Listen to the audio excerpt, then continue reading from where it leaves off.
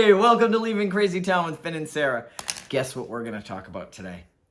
Dating. Oh my gosh. Guess who's dating? Well, yeah, I did get on Bumble, and it's reconnaissance, okay?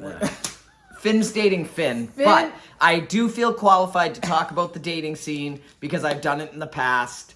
You know, And we're going to try to, I wrote a book about all my relationship failures, basically. And so it's time to start looking at, and for folks out there, anybody, even if you're not dating, you're going to love this episode because what we're going to be talking about is not doing codependent behaviors in relationships. Yeah, so it's going to be like what not to do when you start, you know, dating someone. But exactly. I believe they can completely be applied to new friends, new people, meeting someone, any interaction. But this is, we're just going to rattle off some stuff not to do or to do when you go on a first date, you just meet someone, whatever. Anybody.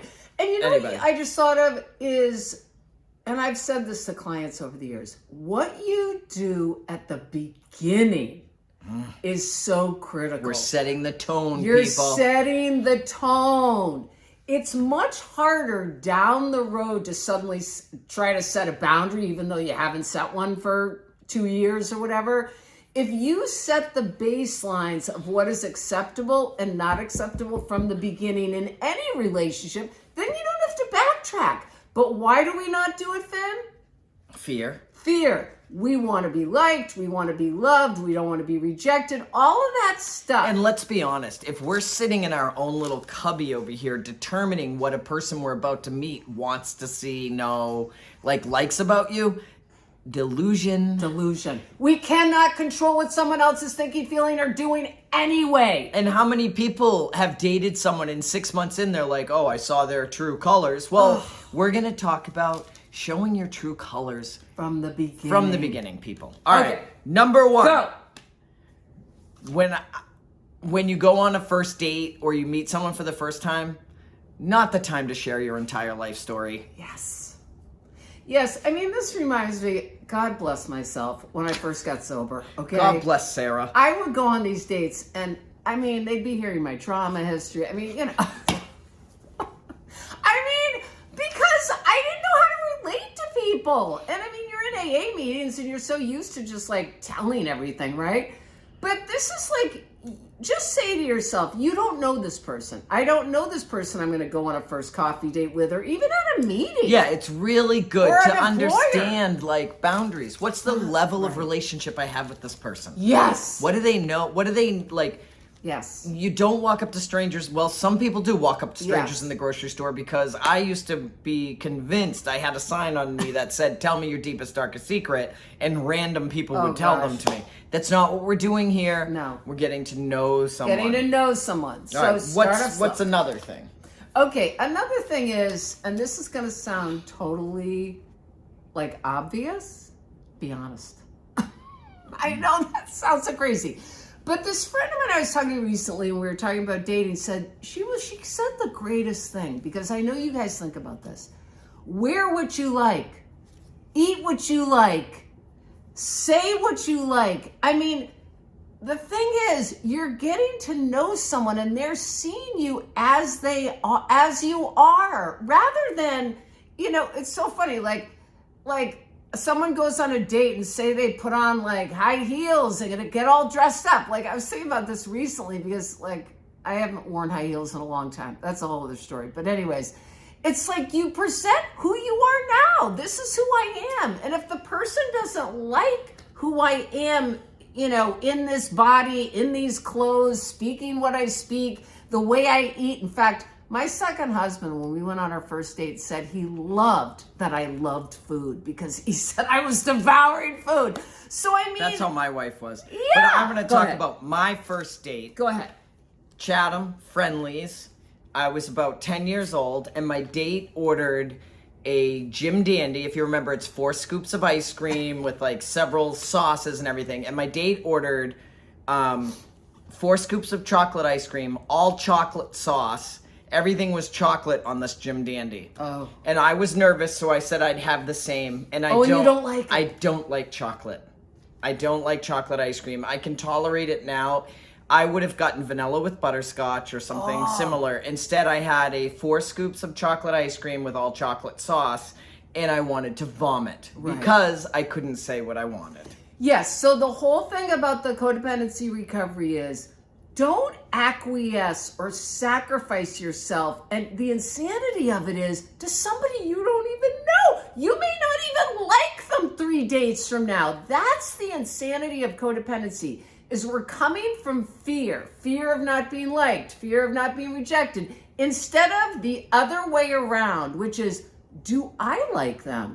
Is this person interesting to me? Do I want to go on another date? And how would we find that out? Our next thing is gather information. Gather information. Ask questions. You know, this is when we said don't share your whole life story, but gather information about the person, get to know them, and don't monopolize. I am a definite guilty of being on the phone with a friend or having a visit with a friend or whatever, like going on a date and getting home and being like, just happened to me the other day with someone at my church. Asked me about what I was doing for Christmas. I spent the entire time we had together telling them what I was doing for Christmas and didn't realize until I left that I never once asked them. Right. Hello, self-centered. Yes, we can get really excited. We might be drinking coffee. We might be anxious. I mean, and Might we be can just talk. on a first date. Share so share the space. So the other thing is, notice if the person you're there with is doing that, is not asking you questions. It's like, notice, are you back and forth asking questions to one another, or are they dominating? And watch your own nervousness and anxiety if you're dominating. All right, great. Yeah, and follow-up questions. So oftentimes it's really interesting how many things are understood differently. So we all bring our own personal history into conversations. Yep. And there are certain terms and words that I may use that somebody like Sarah or someone else may have different definitions of.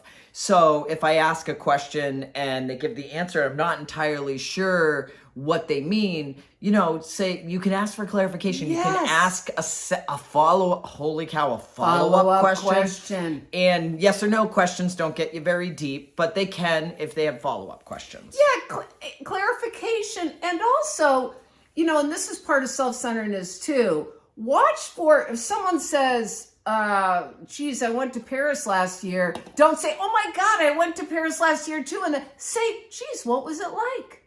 Because immediately, sometimes when we get triggered of some thought where we connect, we forget to follow up and ask the person questions about their experience. And it becomes about them.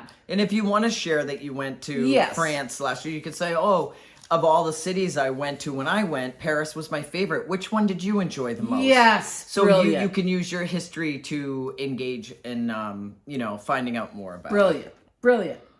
Another one. Notice the truth. All right. So you all know what it's like, especially if you're sitting with someone that you might be attracted to. Okay, so there's several pieces to this, but say you're sitting with someone who, like, you're having that, oh my God, I'm really attracted. And you got to get preoccupied with that, whatever that is. I'm pretty sure I give that feeling to many. Okay, so that all right. So that delusional kind of sense, which I think is an activation from the past. But say you're in that activation, like, oh, this is the person of my dreams, and you don't know them at all. It's hard to kind of reel it in and say to yourself, what are the facts here? I don't know this person at all. Are they cute? Sure. But the fact is, I don't know them. Did they just tell me they're separated but not divorced yet, perhaps? Or did they just tell me they smoke pot occasionally? Or, instead of just dismissing that, I was just thinking about our rationalization episode.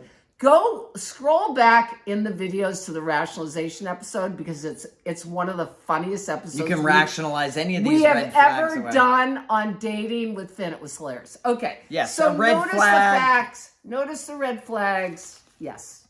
Anything else, Finn, that we can think of? We've named a bunch of them. Don't spend the entire time talking about your ex or your dead spouse. Painful. Like, people don't want to hear about that. Yes, you're clearly single for a reason. They either died or left you, or you left them. But you don't need to, like, and then comparing the person you're sitting with, like, oh, my ex-wife did that, or my dead husband did that. Like, that kind of stuff. It's not really going to add to the situation. Whatever. Pat yourself on the back if you've survived it and done it, and, forgive yourself and move on. But whatever. The other thing is, I know that a lot of people, especially when they're using Bumble, they're going for coffee dates, first dates, they walk away from a situation not knowing what the follow-up is. And I've often used, do you mind if I reach out to you again? Like, I didn't commit to going on a date again. Right. I didn't, whatever. I asked if they mind if I'll say, like, I really enjoyed this conversation. I'd love to get coffee again. But you don't have to give an answer or make arrangements in the moment. Like, let yourself sit with which is a codependent response. Yeah, like, sit with what happened, how it felt. Don't ignore, like, something felt off, or there are little things that we can feel, but we're so anxious that we kind of brush past them. Yes. Bottom line, to wrap this whole thing up that I was just thinking of, is codependency. Healing from codependency is about allowing yourself to be who you are and not directing your behaviors out of fear. And I just thought of a tiny little example. I went for coffee with this guy last week, and he had gotten there early and was at the table. And I said, I'm going to go get a cup of coffee. And I went up and I had my money and I ordered it. And he came up next to me and he said, oh, can I buy it for you? And I was like, oh my gosh, it's all right. I have a 20, I had money right there. And I could have let him buy it, but but right away I'm like, oh, did I hurt his feelings? Should I have let him? It's like, it just felt comfortable for me to buy my own coffee. It's okay. Yeah. So again. And it feels comfortable for me to buy coffee for someone else. Yes. So don't compromise yourself. It's like, of course, there's lots of wiggle room here and we can grow and change. But just think about what really works for you. All right. There's so much more to talk about, but that's episode 1. Dating is rich with codependency opportunities. Rich with it. We're leaving CrazyTown. Fasten your seatbelts. We love you. We're out of here.